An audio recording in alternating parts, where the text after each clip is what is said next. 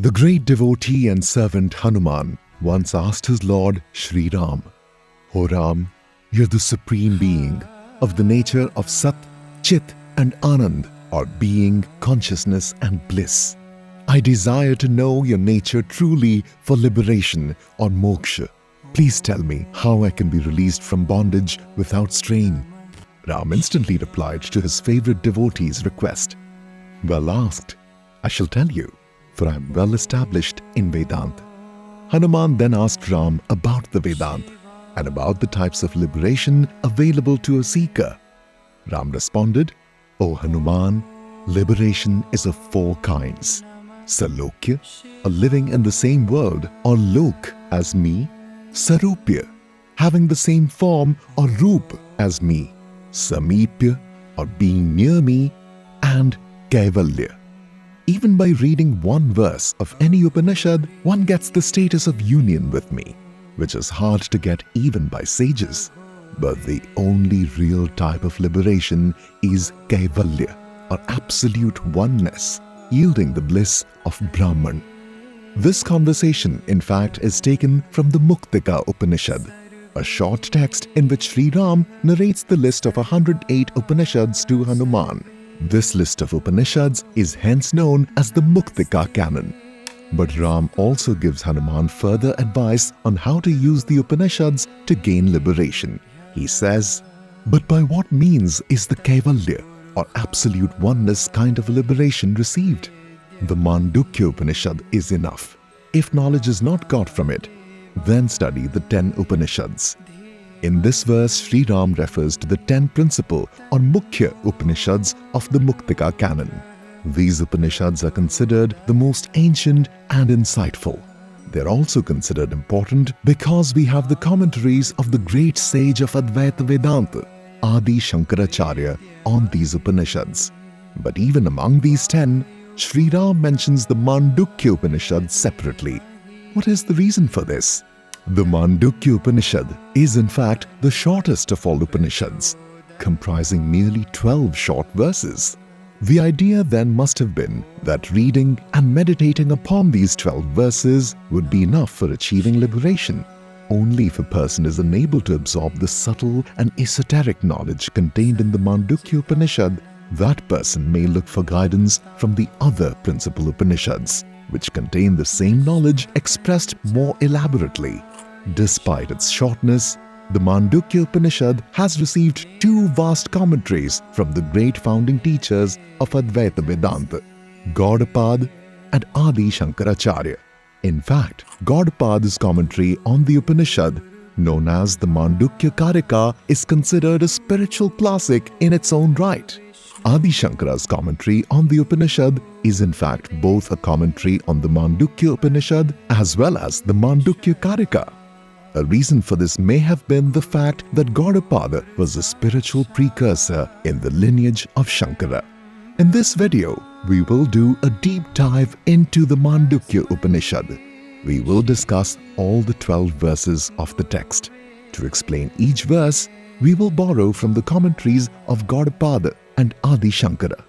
We will also bring in a translation by the modern Indian mystic Sri Aurobindo to give a more diverse approach to this greatest of texts. So sit back and watch till the end with your utmost attention as we discuss the one text that is sufficient to give liberation to all.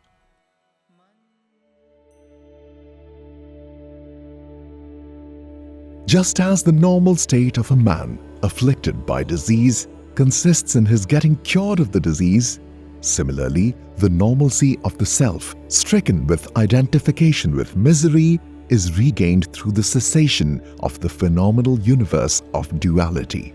Since the phenomenal world of duality is a creation of ignorance, it can be eradicated through knowledge. Hence, this book is begun in order to reveal the knowledge of Brahman. These are the words of the great teacher Adi Shankara in the introduction to his commentary on the Mandukya Upanishad. Shankara considers our ordinary state of wakefulness to be like a disease, and only the knowledge of Brahman can cure us of the disease of the world. With this background in mind, we present the first verse of the Mandukya Upanishad. Om is this imperishable word. Om is the universe, and this is the exposition of Om. The past, the present, and the future, all that was, all that is, and all that will be is Om. Likewise, all else that may exist beyond the bounds of time, that too is Om.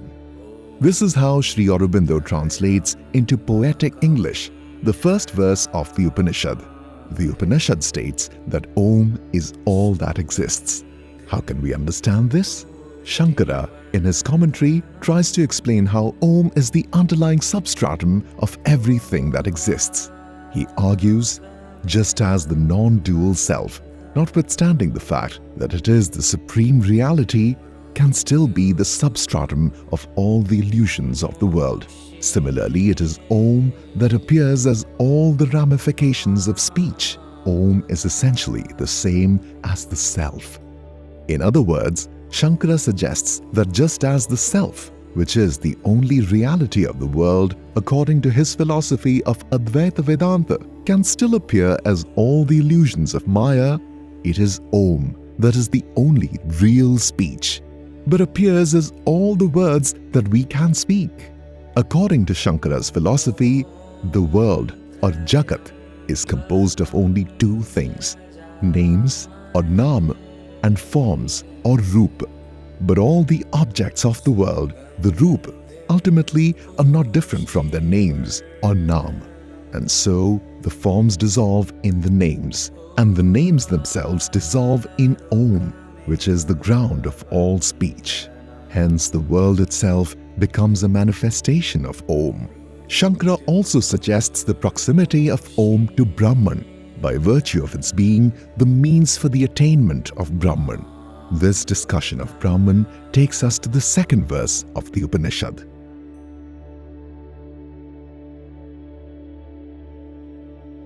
All this is surely Brahman. This self is Brahman. The self is possessed of four quarters.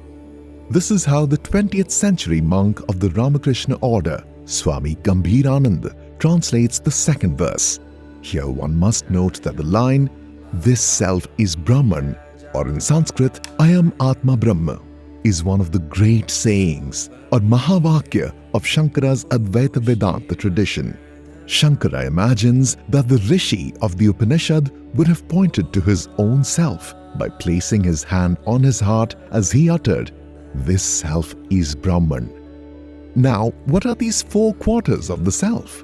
Each quarter will be discussed in the upcoming verses of the Upanishad, but it would be helpful to give the names of all four quarters before we move on to the next verse. The four quarters of the self, according to the Upanishad, are Vaishvanar, or the universal man; Tejas, or the luminous mind; Pragya, or the Lord of wisdom; and Turiya, or the indescribable. These terms will be discussed in more detail now, as we go to the third verse of the Upanishad.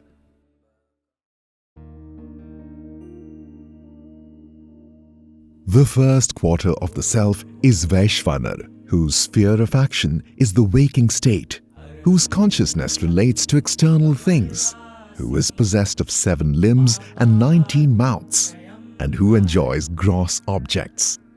One way of understanding the four quarters of the self may be that it refers to 4 different states which may be experienced by the self. In the first state of Vaishvanar, or the universal man, Shankara argues that consciousness appears as though it relates to outer or gross objects, owing to ignorance. Of course, the true consciousness cannot actually identify with the outer objects of the world, according to Shankara's Advaita Vedanta. Hence, the supposed identification is only due to ignorance. Now, what is the symbolism behind giving the Vaishvanar 7 limbs and 19 mouths? Shankara mentions that in the ancient Agnihotra sacrifice outlined in the Vedas, the entire world is imagined as consisting of 7 parts. He quotes a Vedic scripture on ritual sacrifice. Heaven is the head of the Vaishvanar, the sun is the eye, air is the vital force or prana, space is the middle part, water is the bladder, and the earth indeed is the 2 feet.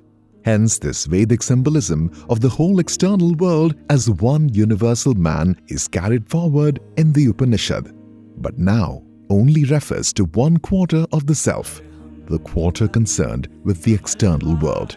This explains the 7 limbs. What about the 19 mouths? Shankara considers the 19 mouths to be as follows. The 5 senses of perception and the 5 organs of action make up 10. The vital force, prana, and the rest make up 5. And then there is the mind, intellect, ego, and the mind stuff. Hence, Shankara lists the 19 objects which create the world we see, including the mind, as the mouths of Vaishvanar. Interestingly, Sri Aurobindo translates the verse as 19 doors instead of mouths. These objects of the world, or Prakriti, are then the doors of experience for the Vaishvanar. Shankara also highlights in his concluding remarks on this verse that the Vaishvanar is the first quarter, because the knowledge of all succeeding quarters is contingent on his knowledge.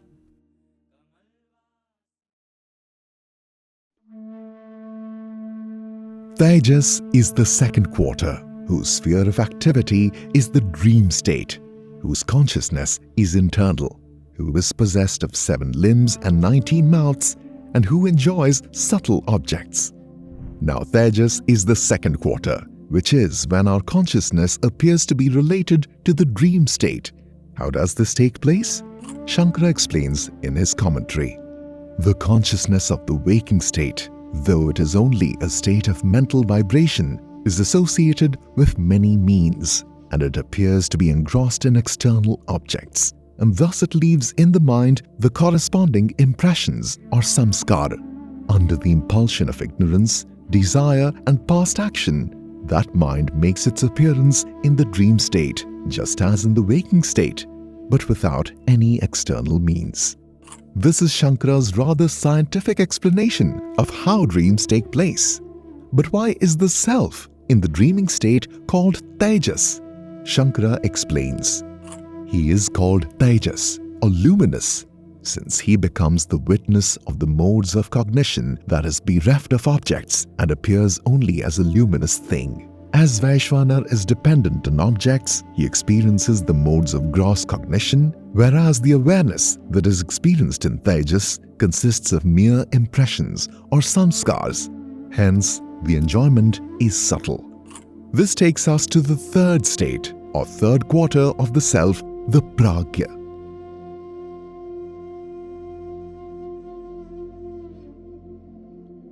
That state is deep sleep, where the sleeper does not desire any enjoyable thing and does not see any dream. The third quarter is pragya, who has deep sleep as his sphere, in whom everything becomes undifferentiated, who is a mass of mere consciousness, who abounds in bliss, who is surely an enjoyer of bliss, and who is the doorway to the experience of the dream and waking states.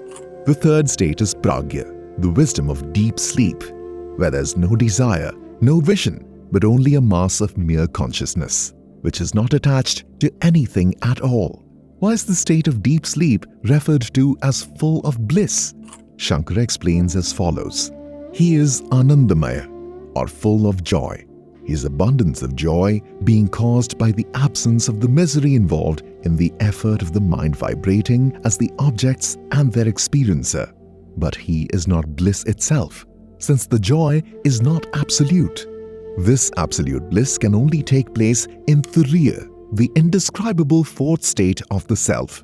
But Shankara seems to argue that deep sleep is full of joy because in that state of pragya, a person has no need to make any effort at all.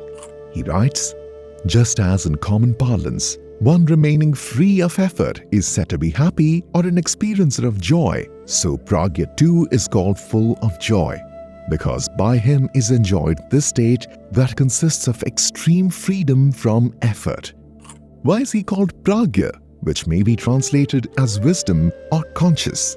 Shankara highlights that he is called conscious because he alone is possessed of mere undiversified consciousness, whereas the other two, Vaishvanar and Tejas, have diversified knowledge of external and internal objects respectively. Unlike these two states, the pragya state is the state where the consciousness is conscious of consciousness itself.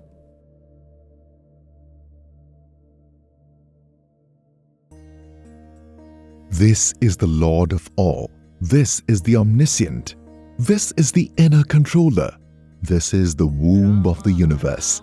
This is the birth and destruction of creatures. This verse appears to grant a lot of importance to pragya as the supreme state, even calling it the Lord of all beings. Or at least, that is how we find the verse interpreted by Shankara.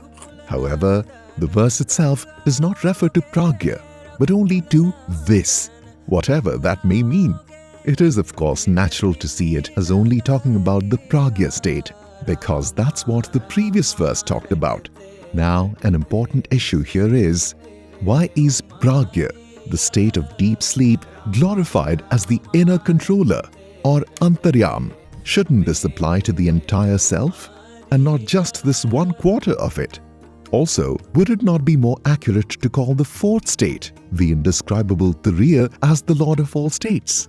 And if pragya alone is undiversified consciousness, then what can possibly be the difference between pragya and turiya? At this point, we have a new entrant who may help us in our interpretation of this Upanishad, Gaudapad. Gaudapad was a 6th century philosopher of the Advaita Vedanta tradition, and as such, he was one of the inspirations of Adi Shankara in the 8th century, who refers to Gaudapad as the supreme teacher or Paramaguru. Gaudapad wrote the Mandukya, an extended commentary on the Upanishad we have been discussing, in 4 chapters. In fact, it is in the first chapter of Gaudapada's commentary that we actually get the manuscript for the Mandukya Upanishad itself. In the very first verse of the Mandukya Karika, placed after the 6th verse of the Upanishad, Gaudapada clarifies one of the biggest doubts concerning the 4 quarters of the self in this Upanishad. He clarifies that for all 3 states discussed so far, Vaishvanar, Tejas and Pragya, it is but the same entity that is thought of in 3 ways. Hence, while the Upanishad refers to the self being divided into 4 quarters, these may more accurately be understood as 4 states, experienced by the same underlying entity, the self. Gaudapad then continues, Vishva is met with in the right eye, which is his place of experience. But Tejas is inside the mind. Pragya is in the space within the heart. Vishva enjoys the gross, Tejas enjoys the subtle, and Pragya enjoys bliss. After this overview of the 3 states, it is now time to finally discuss the 4th state in the 7th verse of the Upanishad.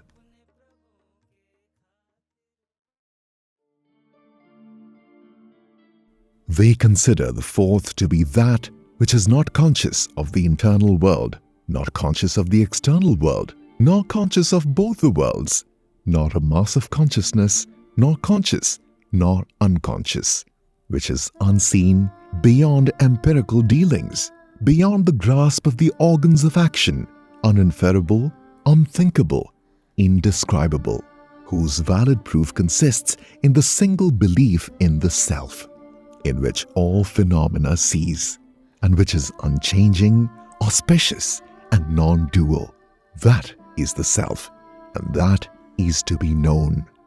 This is the longest verse of the Upanishad. The important point to note here is that the 4th state of the self is indescribable, as it transcends all dualities and all descriptions. Shankara notes that because the state of turiya is devoid of every characteristic that can make the use of words possible, it is not describable through words at all. Hence, the Upanishad refers to the turiya state merely through the negation of all attributes. This is similar to the process of neti, not this, seen in other Upanishadic texts, where a seeker eliminates all that is not Brahman until the only thing left, after everything that can be seen and known is eliminated, is the non-dual Brahman, which cannot be described. In the state of turiya, Shankara argues there comes about the eradication of such distinctions as the knower, the known, and the knowledge. Gaudapada notes that duality ceases to exist after the realization of the real, and knowledge as a mental state cannot continue without duality. The long negations of this verse are necessary to show that the real is not the same as the preceding three states. It cannot be equated with the waking, dreaming, and deep sleep states. It is a state beyond all three. Here, we may raise one issue with Shankara's commentary on this verse.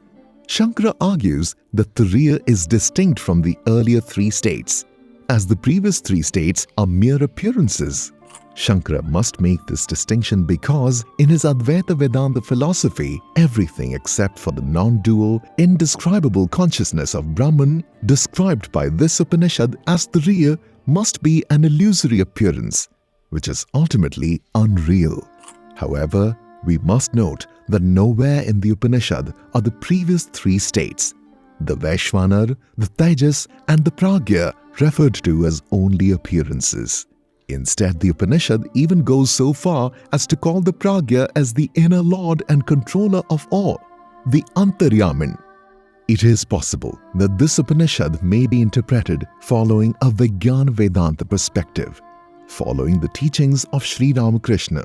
From this standpoint, it may be argued that all four quarters of the self are divine: the external world of Vaishvanar, the subtle world of Tejas, the state of deep sleep in Pragya, and the indescribable Turiya. All four are different manifestations of the same divine reality.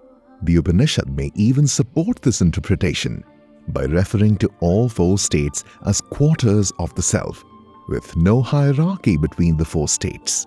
Now that we understand the nature of the fourth state, Turiya, we can go back to an issue we had raised earlier. What exactly is the difference between Pragya, the state of undiversified consciousness, and Turiya, the indescribable state? Gaudapada's commentary helps us understand the difference. He writes, Pragya does not comprehend anything, neither himself nor others, neither truth nor falsehood, but Turiya is forever everything, and the witness. Non-perception of duality is common to both Pragya and Turiya, but Pragya is endued with sleep, that is a causal state, but in Turiya, sleep does not exist. The central premise here seems to be that Turiya is not a state of sleep, because it is the state where one is a constant witness. We may note that Pragya, as deep sleep, must be involved with the attribute of tamas, or ignorance, whereas Turiya, as a spiritual realization, must be a sattvic experience, consisting of pure wakefulness.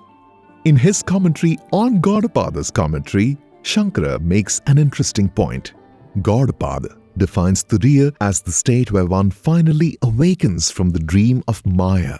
But Shankara says that the dream of Maya includes both our ordinary waking as well as dream states.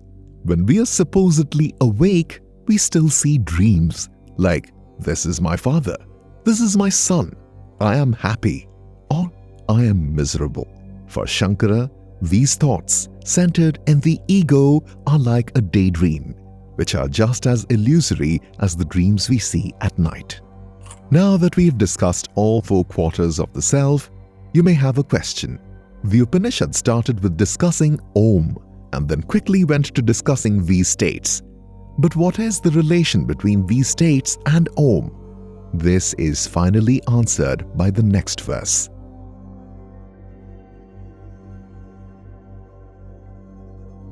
Now this very self, considered from the standpoint of the syllable denoting it, is Om. Considered from the standpoint of the letters denoting this syllable, the quarters of the self are the letters of Om, and the letters are the quarters. The letters are A, U, M. In this verse, we are told that the quarters of the self, which we have just discussed, are the letters that constitute the sound of Om. The Om mantra is composed of three sounds, A, U, and M. The next few verses will clarify this division.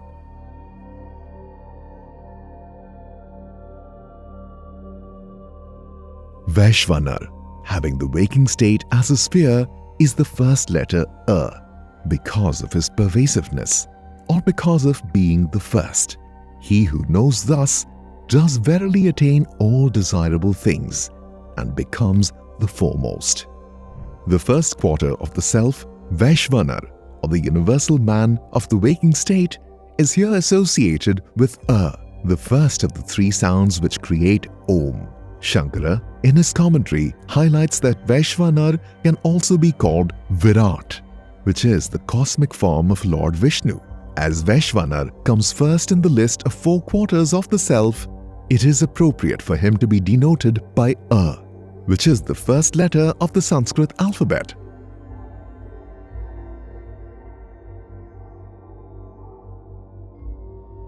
He who is Tejas, with the state of dream as a sphere of activity, is the second letter of Om, U, because of the similarity of excellence and intermediateness. He who knows this increases the current of knowledge and becomes equal to all.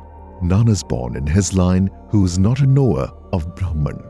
Shankara, in his brief commentary on this highly esoteric verse, only notes that just like Tejas is between the states of Vaishvanar and Pragya, U is a letter in between and Ma in the divine mantra Om. Here we must conclude that Shankara does not explain the mystic symbolism behind the three sounds of Om, U and Ma, denoting the three quarters of the self. Following a Vijnana Vedanta approach, it may be possible to highlight that just how all three sounds of Om are considered divine, similarly all three states before the indescribable Turiya are also a real part of the divine manifestation.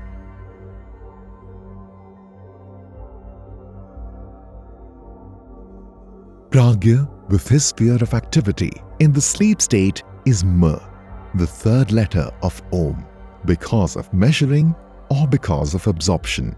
Anyone who knows thus measures all this, and he becomes the place of absorption. Shankara explains this verse by highlighting that in Sanskrit, the word for measuring something, mite, also begins with Ma.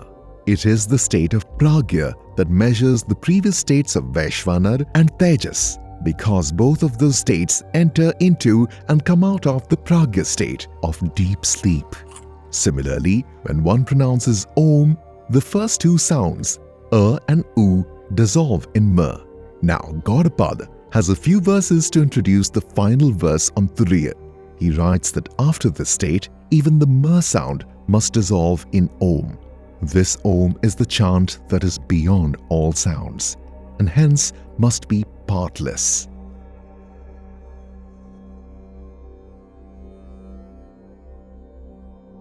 The partless Om is Turiya, beyond all conventional dealing, the limit of the negation of the phenomenal world, the auspicious and the non-dual. Om is thus the self, to be sure. He who knows thus enters the self through his self. Thus, the final verse of the Upanishad establishes that the mantra Om is beyond its sounds. Just like the state of Turiya is indescribable and beyond the preceding three states of the self. Here, Gaudapada argues that once Om is realized, one should not think of anything whatsoever, as there is nothing left to think about. The distinction between thinker and thought is abolished, and all that remains is Om. We understand that the Mandukya Upanishad, despite being so short, is an immensely difficult text. In fact, Swami Sarvapriyananda has devoted over 60 lectures just to this Upanishad and Gaudapada's commentary. In this video, we have only attempted to give the full text of the Upanishad and capture some of the important insights of its commentators. What do you think about the Mandukya Upanishad? Let us know in the comments below.